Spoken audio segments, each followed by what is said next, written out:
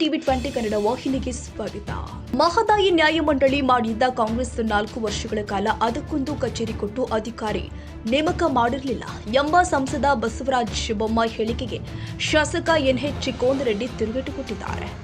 ಧಾರವಾಡದಲ್ಲಿ ಮಾತನಾಡಿದ ಶಾಸಕ ಕೋನರೆಡ್ಡಿ, ಬೊಮ್ಮಾಯಿ ಅವರು ಅನುಭವಿ ರಾಜಕಾರಣಿ. ಅವರು ಜಲಸಂಪನ್ಮೂಲ ಸಚಿವರಾಗಿ ಹಾಗೂ ಮುಖ್ಯಮಂತ್ರಿಯಾಗಿ ಕೆಲಸ ಮಾಡಿದವರು. ಅವರ ಬಗ್ಗೆ ನಮಗೆ ಅಪಾರ ಗೌರವವಿದೆ. ಸದ್ಯ ರಾಜ್ಯದಲ್ಲಿ ಅವರು ವಿರೋಧ ಪಕ್ಷದಲ್ಲಿ ಇರೋದ್ರಿಂದ ಅವರು ಸಹಜವಾಗಿಯೇ ಟೀಕೆ ಮಾಡ್ತಾರೆ. ಮನಮೋಹನ್ ಸಿಂಗ್ ಅವರು ಪ್ರಧಾನಿ ಇದ್ದಾಗಲೇ ನ್ಯಾಯಾಧೀಕರಣ ನಮಗೆ 13.47 ಟಿಎಂಸಿ ನೀರು ಹಂಚಿಕೆ ಮಾಡಿದೆ. ಕೇಂದ್ರದ ಅಧಿಸೂಚನೆ ಕೂಡ ಸಿಕ್ಕಿದೆ. ಇದು ಮನಮೋಹನ್ ಸಿಂಗ್ ಅವಧಿಯಲ್ಲಿ ಆಗಿದೆ. ಈಗ ನಾವು ಕೊನೆಯ ಹಂತಕ್ಕೆ ಬಂದು ನಿಂತಿದ್ದೀವಿ ಎಂದಿದ್ದಾರೆ. ನಮಗೆ ಈಗ ವನ್ಯಜೀವಿ ಮಂಡಳಿಯ ಅನುಮತಿ ಬೇಕಿದೆ. ಅದನ್ನ ಕೇಂದ್ರ ಸರ್ಕಾರ ಕೊಡಿಸುವ ಕೆಲಸ ಮಾಡಬೇಕು. ಈಗಾಗಲೇ 3 ಬಾರಿ ಸಭೆಯಾಗಿದೆ. ನಾನು ಕೇಂದ್ರದ ಅರಣ್ಯ ಸಚಿವರಿಗೆ ಮನವಿ ಮಾಡ್ತೇನೆ, ವನ್ಯಜೀವಿ ಮಂಡಳಿಯ ಅನುಮತಿ ಕೊಡಿಸಬೇಕು ಎಂದಿದ್ದಾರೆ. ಮಾಳ್ಯ ಅವರು ದೊಡ್ಡ ಅನುಭವ ಇದ್ದಂಥವರು ಬಸವರಾಜ ಬೊಮ್ಮಾಯಿ ಸಾಹೇಬರು. ಈ ಮಹದಾಯಿ ಕಳಸಾ ಬಂಡರ ಬಗ್ಗೆ ವಿಶೇಷವಾಗಿ ಅಧ್ಯಯನ ಮಾಡಿದಂಥವ್ರು, ಜಲಸಂಪನ್ಮೂಲ ಸಚಿವರಾಗಿ ಮುಖ್ಯಮಂತ್ರಿಗಳಾಗಿ ಕೆಲಸ ಮಾಡಿದವರು. ಅವ್ರ ಬಗ್ಗೆ ನಮಗೆ ಗೌರವ ಇದೆ. ಅವರು ರಾಜ್ಯ ಸರ್ಕಾರ ಟೀಕೆ ಮಾಡೋದನ್ನು ಅವರು ವಿರೋಧ ಪಕ್ಷಗಾದ್ರೆ ಮಾಡಬೇಕು.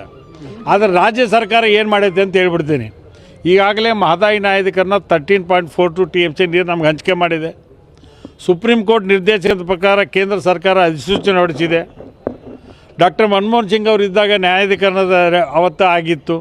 ಇವತ್ತೆಲ್ಲ ಒಂದು ಹಂತ ಬಂದು ಕೊನೆ ಹಂತಕ್ಕೆ ನಿಂತೇವೆ. ಈಗ ಕೇವಲ ಇರ್ತಕ್ಕಂಥದ್ದು ವನ್ಯಜೀವಿ ಮಂಡಳಿ ಅನುಮತಿ ಬೇಕಾಗಿದೆ, ಕೇಂದ್ರ ಸರ್ಕಾರ ಕೊಡಬೇಕು. ಈಗಾಗಲೇ ಯಾವಾಗ 3 ಬಾರಿ ಸಭೆ ಆಯಿತು. ಯಾವಾಗ ಕರ್ನಾಟಕದ ವಿಷಯ ಮಹದಾಯಿ ಸಭೆ ಬರ್ತೈತಿ ಅದನ್ನು ಮುಂದೂಡಿಬಿಡ್ತಾರೆ. ಯಾಕೆ ಮುಂದೂಡ್ತೀರಿ? ನಾ ಅರಣ್ಯ ಸಚಿವರಿಗೆ ಮನವಿ ಮಾಡ್ತೀನಿ. ಗೋವಾ ಮುಖ್ಯಮಂತ್ರಿ ಪ್ರಮೋದ್ ಸಾವಂತ್ ಅವರು ಅಧಿಕೃತವಾಗಿ ವಿಧಾನಸಭೆಯಲ್ಲಿ ಪ್ರಸ್ತಾಪ ಮಾಡಿದರು. ಏನು ಪ್ರಸ್ತಾಪ ಮಾಡಿದರು? ಕೇಂದ್ರ ಅರಣ್ಯ ಸಚಿವರು ನನಗೆ ಮಾತು ಕೊಟ್ಟಾರ, ಯಾವುದೇ ರೀತಿಯಾಗಿ ಈ ಯೋಜನೆ ಜಾರಿ ಆಗೋದಿಲ್ಲ ಅಂತ. ನಾನು ಗೋವಾ ಮುಖ್ಯಮಂತ್ರಿ ಯಾರು ನಮಗೆ ಹೇಳಕ್ಕೆ? ಈಗ ಸುಪ್ರೀಂ ಕೋರ್ಟ್ ಆದೇಶ ಆಗೈತಿ, ನ್ಯಾಯಾಧೀಕರಣ ತೀರ್ಪು ಬಂದಿದೆ. ಗೋವಾದವರು ವಾದ ಮಾಡ್ರೆ, ಕರ್ನಾಟಕದವರು ವಾದ ಮಾಡೀವಿ. ಇಬ್ಬರು ಕೂಡ ವಾದ ವಿವಾದ ಮಾಡಿದ್ರೆ ಅಲ್ಟಿಮಾಗಿ ಒಂದು ಆದೇಶ ಆಗಿದೆ. ಆದೇಶಕ್ಕೆ ಎಲ್ಲರೂ ತಲೆಬಾಗಬೇಕಲ್ಲ. ಇವತ್ತು ಗೋವಾ ಮುಖ್ಯಮಂತ್ರಿ ಹೇಳಿದರೆ ನಿಲ್ಸೋಕ್ಕಾಗುತ್ತಾ? ಅವ್ರಿಗೇನು ಸಂಬಂಧ? ನಾವು ಗೋವಾಕ್ಕೆ ಅಕಸ್ಮಾತ್ ಕಾಯಿಪಲ್ಲೆ ನೀರು ಕೊಡ್ಲಿಕ್ಕಾದ್ರೆ, ಹಾಲು ಕೊಡ್ಲಿಕ್ಕಾದ್ರೆ ಅವ್ರ ಪರಿಸ್ಥಿತಿ ಎಲ್ಲಿಗೆ ಬರುತ್ತೆ? ನಾವು ಹಂಗೆ ಮಾಡೋಂಗಿಲ್ಲ. ನಮ್ಮ ಬಾಜು ಇದ್ದಂಥವ್ರು ಅಂತಮ್ರಗತಿ ಅಂತ ನೋಡ್ತೀವಿ ನಾವು. ಗೋವಾ ಮತ್ತು ಕರ್ನಾಟಕ ಬೇರೆ ಬೇರೆ ಇದೆಲ್ಲ ಒಂಥರ ಅಂತಮ್ರಗತಿ ನೋಡ್ತೀವಿ. ಅವ್ರಿಗೆ ಯಾವುದು ತೊಂದರೆ ಮಾಡಿಲ್ಲ ನಾವು. ಅವ್ರಿಗೇನು ಅಕಸ್ಮಾತ್ ಕುಡಿಯೋಕೆ ನೀರು ಬಂದರೆ ಇನ್ನೂ ಕೊಡೋಕೆ ನಾವು ತಯಾರಿದ್ದೀವಿ. ನಾವು ಈಗಾಗಲೇ ತೆಲಂಗಾಣಕ್ಕೆ ಕೊಡಕತ್ತೀವಿ, ಬೇರೆ ಬೇರೆ ರಾಜ್ಯಗಳಿಗೆ ಕೊಡಕತ್ತೀವಿ ನಾವು. ಯಾವುದಕ್ಕಿಲ್ಲ ಕರ್ನಾಟಕ ರಾಜ್ಯ ಬೇರೆ ಯಾವ ರಾಜ್ಯಗಳಿಗೂ ಕೊಡೋದಿಲ್ಲ ಅಂತ ಹೇಳಿಲ್ಲ. ಕೇರಳಕ್ಕೆ, ತಮಿಳ್ನಾಡು ನೀರು ಬೇಕಾದಾಗ ನಾವು ಬಿಡ್ತೀವಿಲ್ಲ. ಇವತ್ತು ಮಹದಾಯಿ, ಮೇಕೆದಾಟು, ಹಲವಾರು ಯೋಜನೆಗಳಿಗೆ ಅನುಮತಿ ಕೊಡಿಸ್ಬೇಕು. ಕ್ರೆಡಿಟ್ ನಿಮಗೆ ತೋರಿಪ ಹೋಲಿ, ನೀವು ಮಾಡಿರಿ ಅಂತಲ್ಲ, ನಿಮ್ಗೆ ಕ್ರೆಡಿಟ್ ಹೋಲಿ. ಆ ಯೋಜನೆಗೆ ಅನುಮತಿ ಕೊಡಿಸ್ರಿ.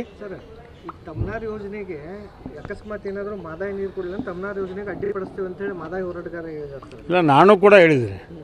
ನಾನು ಮಹದಾಯಿ ಗೋವಾ ತಮ್ನಾರ್ ವಿದ್ಯುತ್ ಯೋಜನೆಗೆ 400 kV ಏನು ಇದನ್ನು ಮಾಡಕತ್ತೀವಲ್ಲ, ಆ ವಿದ್ಯುತ್ ಯೋಜನೆಯನ್ನು ತಡೆವಡ್ರಿ. ಎದಕ್ಕೆ ತಡೆವಡ್ರಿ ಅಂದರೆ ಅಪ್ ಟು ಮಹದಾಯಿ ಕಳಸಾ ಬಂಡೂರಿ ಯೋಜನೆಗೆ ವನ್ಯಜೀವಿ ಮಂಡಳಿಯವರು ಅನುಮತಿ ಕೊಡುವವರೆಗೆ.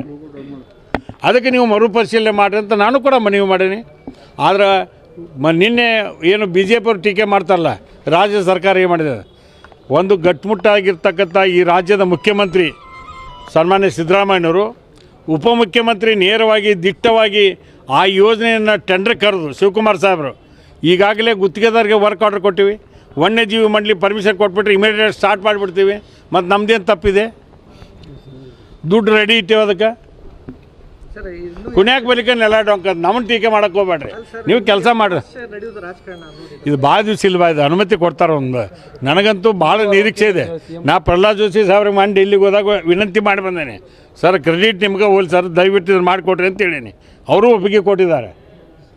ಅದನ್ನು ಅಧಿಕೃತವಾಗಿ ಅದನ್ನು ಹೇಳೋದಿಲ್ಲ. ಒಪ್ಪಿಗೆ ಕೊಟ್ಟೋದಕ್ಕೆ ಮತ್ತು ಕೇಂದ್ರ ಸಚಿವರು ಹಿಂಗೆ ಅಂತಾರೆ ಅಂತ ಮತ್ತು ಅದೊಂಥರ ಉಲ್ಟಾ ಆಗುತ್ತೆ. ಅದಕ್ಕೆ ನಾವು ಮನವಿ ಮಾಡಿ ಬಂದೇವೆ ನಮ್ಮ ರಾಜ್ಯದ ಪರವಾಗಿ. ಈಗ ಗೊಬ್ಬರ